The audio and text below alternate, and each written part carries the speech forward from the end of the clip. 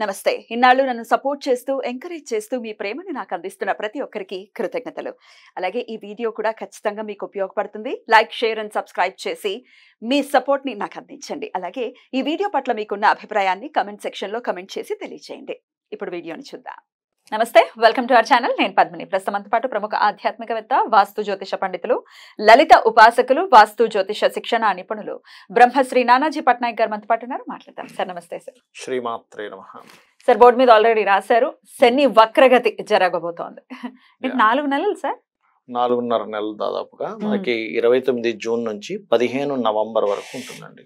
అంటే ఏమీ లేదు, ఇది ఈ వెనక్కి తిరిగి ఉన్నట్టుగా కనిపిస్తుంది, కానీ మనకి సర్క్యులేషన్ లో వెనక మకర రాశి కుంభకరం వైపు తిరిగిన ఫలితాలు వస్తూ ఉంటాయి. దానివల్ల ప్రతి లగ్నం వారికి, లగ్నం తెలిస్తే లగ్నము, లగ్నం తెలియకపోతే రాశి వారికి మంచి విషయాలు ఉంటాయి. ఇందులో పాజిటివ్ ఉంటుంది, జాగ్రత్తలు తీసుకోవాలి. అదేవిధంగా ఇది వక్రగతి వల్ల పర్టికులర్ గా ఈ వక్రించిన శని దీన్ని చూస్తున్నాడు.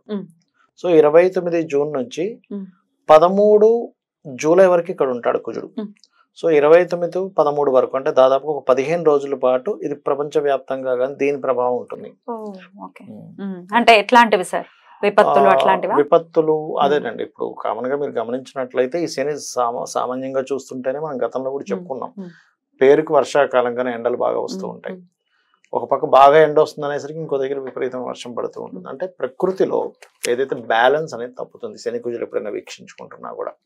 అయితే దీనివల్ల మాత్రం ఎట్టి పరిస్థితుల్లో ఇప్పుడు చూడండి, మనకి ఈ ఫ్లష్ ఈటింగ్ బ్యాక్టీరియా ఏదో అంటున్నారు, దాదాపుగా 2006లో వచ్చింది జపాన్లో. ఇప్పుడు కాదు, 2004లో వస్తే 2006లో దాన్ని డిటెక్ట్ చేశారు. 2006 నుంచి ఉన్నటువంటిది, అదేం కొత్తగా ఇప్పుడు ఇండియాకి వచ్చేసి ఏదో అయిపోతుంది అనుకునేటువంటి భయం అయితే పడాల్సిన పని లేదు. కాకపోతే ఈ కాంబినేషన్ వల్ల ఏమిటంటే ప్రపంచవ్యాప్తంగా కానివ్వండి, దేశాల వారిగా కానివ్వండి, మనకి రాష్ట్రాల వారిగా కానివ్వండి, అనవసరమైన గొడవలకు దారితీస్తూ ఉంటుంది. సాధారణంగా ఇది మనకి క్రోధినామ సంవత్సరం. కుజుడు ఓన్ హౌస్ లో ఉన్నాడు. ఇన్ని రోజులు శని చూస్తున్నందుకు ఆల్రెడీ జరుగుతున్నాయి. వక్రించి చూస్తున్నప్పుడు ఇంకొంచెం డిఫరెంట్ గా గొడవలు. అందులో ముఖ్యంగా సరిహద్దుల్లో ఉండేటువంటి ఈ భద్రతను కల్పిస్తున్నటువంటి ఈ యొక్క సైనికులు కానీ, పోలీస్ డిపార్ట్మెంట్ మీద కానీ కాస్త ఎక్కువ ప్రభావం చూపిస్తుంటుంది. అంటే వాళ్ళకి కొన్ని స్ట్రిక్ట్ రూల్స్ ఇవ్వడం, ప్రెషర్ ఎక్కువగా ఉంటుంది. ఎందుకంటే వక్రించిన శని చూస్తున్నాడుగా, అందుకని. అండ్ అదే విధంగా కొన్ని అల్లకల్లోలకు సంబంధించిన దేశవ్యాప్తంగా, ప్రపంచవ్యాప్తంగా ఏదైనా కొన్ని నిర్ణయాలు తీసుకునేటప్పుడు మనకి పిఎంలు కావచ్చు, వాళ్ళు ఆ నిర్ణయాలను కొంత వ్యతిరేకిస్తూ కొన్ని అల్లర్లు జరగడం కానీ, కొన్ని తీవ్రమైన నిర్ణయాలు తీసుకోవడం కానీ, ఇటువంటివి జరుగుతూ ఉంటాయి. అదొకటి మెయిన్ గా చూసుకోవాలి ఈ శని వక్రగతి అండ్ ఈ కుజుడు దృష్టి పడడం వల్ల. అయితే ద్వాదశ రాశులకి కూడా డెఫినెట్ గా ఆయన ఇచ్చేటటువంటి ఫలితాలు ఉంటాయి కదా సార్? డెఫినెట్ గా మార్పు ఉండబోతోంది. ఎందుకంటే అష్టమ శని, అర్ధాష్టమ శని, ఏలినాటి శని వాళ్ళకి ఎలాగో అలాగే ఉంటుంది. కానీ అష్టమ శని, అర్ధాష్టమ శని వాళ్ళకి ఏమైనా డిఫరెన్సెస్ ఉంటాయా? Right sir. అయితే మరి ద్వాదశ రాశుల వాళ్ళు కూడా ఈ పీరియడ్ ని ఎట్లా ఉండబోతుంది ఈ 4.5 నెలలు కూడా? అలాగే శని యొక్క అనుగ్రహమే పొందడం కోసం ఎట్లాంటి రెమెడీస్ చేసుకోవచ్చు అనేది ఒక్కసారి వివరంగా అన్ని రాశుల వాళ్ళకి చెప్తారా సార్? చెప్తాను. ఆఖరిలో ఈ అర్ధాష్టమ, అష్టమ శని వాళ్ళకి ఏం మార్పు వస్తుందో కూడా చెప్తాను, ఎండింగ్ లో చెప్తాను. తప్పకుండా సార్. రైట్. ఇక మిథున రాశి వారికి ఎలా ఉండబోతుంది సార్ ఈ 4.5 నెలలు కూడా? ఈ 4.5 నెలలు మిథునం వారికి పిహెచ్డీస్ చేయడానికి, రీసెర్చెస్ చేయడానికి చాలా అనుకూలంగా ఉంటుంది ఈ 4.5 months. అదేవిధంగా గతంలో ఇప్పుడు మిథునం వారికి 4th house లో కేతు ఉండడం వల్ల ఏంటంటే ఎడ్యుకేషన్ పరంగా ఏదైనా బ్యాక్లాగ్స్ ఉన్నా, లేకపోతే ఏదైనా కన్స్ట్రక్షన్ చేస్తుంది ఆగిపోతాయి ఒక్కోసారి. ఈ శని వక్రగతి వాటిని సేవ్ చేస్తుంది. అంటే అట్లాంటి వాటిని మళ్ళీ రీస్టార్ట్ చేయడానికి అండ్ అదేవిధంగా విదేశాలకు వెళ్ళడానికి అనుకూలించడము. బికాస్ ఆఫ్ ఇక్కడ 9th house లో ఉండేటువంటి శని ఎప్పుడైతే వక్రించి 8th house కి వెళ్తుందో దీని ప్రభావం ఏంటంటే కొంచెం విదేశీ యోగాలకి ఇస్తుంది. కాకపోతే ఇక్కడ ఇన్వెస్ట్మెంట్స్ కూడా ఈ టైంలో చేసే ఇన్వెస్ట్మెంట్స్ రైట్ ఇన్వెస్ట్మెంట్స్ అవుతాయి.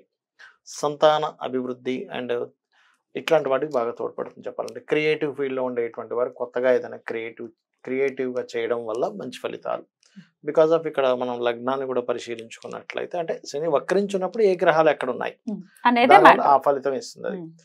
అయితే మరి వీళ్ళు జాగ్రత్త ఏం తీసుకోవాలి అంటే, పొరపాటును కూడా అగ్రిమెంట్స్, కాంట్రాక్ట్స్, మనీ ఇచ్చిపుచ్చుకునే విషయాల్లో చాలా కేర్గా ఉండాలి. ఒకటి అవాయిడ్ చేస్తే మంచిది, అవాయిడ్ చేస్తే చాలా మంచిది. తప్పనిసరి తప్పదు ఇంట్లో వాళ్ళకి అనుకుంటే that is different case. And అలాగే అనవసరమైన గొడవలు జోలికి వెళ్ళకూడదు ఈ టైంలో, శని వక్రగతి టైంలో. అలాగే వివాహం విషయంలోని ఉద్యోగ సంబంధించిన విషయాల్లోని తొందరపాటు నిర్ణయాలు పనికిరావు ఇక్కడ. ఎందుకంటే ఇక్కడ మీరు గమనించినట్లయితే శుక్రుడు అస్తంగత్వంలో ఉన్నప్పుడు శని వక్రగతి జరుగుతుంది. శుక్రుడు సహజంగానే వివాహానికి కారకుడు, న్యాచురల్ గా వివాహానికి కారకుడు. ఆయన కంబస్ట్ లో ఉన్నప్పుడు జరిగే వక్రగతి దాని మీద కూడా ప్రభావం చూపిస్తూ ఉంటుంది అన్నమాట. సో అందుకని ఆ యొక్క విషయాలు జాగ్రత్తగా ఉండాలి. కాకపోతే వీళ్ళకి దశమ స్థానంలో రాహు సంచారం జరుగుతున్నందుకు విదేశాల్లో ఉద్యోగం చేద్దాము, విదేశాలకు వెళ్ళి అక్కడ ఏదైనా బిజినెస్ చేద్దాం అనుకునేటువంటి వారికి అనుకూలంగా ఉంటుంది, దానికేం ప్రాబ్లం లేదు. కాకపోతే ఏంటంటే ఇక్కడ ఈ ముఖ్యంగా ఈ అప్పుల ద్వారా అనవసరమైన గొడవలు మాత్రం ఈ కుజుడు మారే వరకు దాని ప్రభావం ఎక్కువగా ఉంటుంది. అంటే ఆల్మోస్ట్ ఈ యొక్క జూలై 13 వరకు, ఇది ఉండేది 4.5 నెలలు ఈ వక్రగతి, కానీ జూలై 13 వరకు అప్పుల మూలంగా గొడవలు ఎక్కువ ఇస్తుంటుంది. కాబట్టి ఆ టైం వరకు కొంచెం జాగ్రత్తగా ఉండాలి. ఈ గురువుతో ఎప్పుడైతే మీట్ అయ్యాడో అప్పుడు మళ్ళీ ఆ ప్రాబ్లం అనేది ఉండదు అంత ఎక్కువగా. ఆర్థికంగా ఎలా ఉంటుంది సార్? వీళ్ళకి ఆర్థికమైన విషయాల్లో పర్టికులర్ గా శనివారాలు ఎటువంటి నిర్ణయం తీసుకోవద్దు. శని వక్రగతి ఉంది కాబట్టి ఇప్పుడు చూడండి, ఆర్థికమైనటువంటి విషయాలు కొన్ని నిర్ణయాలు తీసుకుంటాం. సాటర్డేస్ అవాయిడ్ చేస్తే పర్లేదు. ఓకే, సో అలాగే వీళ్ళు చేసుకోవాల్సినటువంటి పరిహారాలు ఏంటి? వీళ్ళు చేయవలసినటువంటి పరిహారాలు గనక చూసుకున్నట్లయితే లలితా సహస్రనామాల్లో భానుమండల మధ్యస్థ భైరవి భగమాలిని నమః అనే నామస్మరణ బ్రహ్మాండంగా పనిచేస్తుంది. అండ్ ఇంకొకటి ఏంటంటే కొద్దిగా సూర్య నమస్కారాలు చేస్తూ గోధుమ రవ్వ గోవు తినిపించడం మంచిది. Right sir. అలాగే కామన్ గా వీళ్ళు చేసుకోవాల్సినటువంటి ఇంకొక రెమెడీ కూడా ఉంది. ఎందుకంటే శని వక్రగతి కాబట్టి 4.5 నెలల పాటు ఉండేటటువంటి పరిస్థితి ఉంటుంది కాబట్టి, మరి మిథున రాశి వాళ్ళు చేసుకోవాల్సినటువంటి రెమెడీ ఏంటో చెప్తారా సార్? తప్పకుండా. మరి కామన్ గా చేసుకోవాల్సినటువంటి రెమెడీస్ ఏంటి సార్?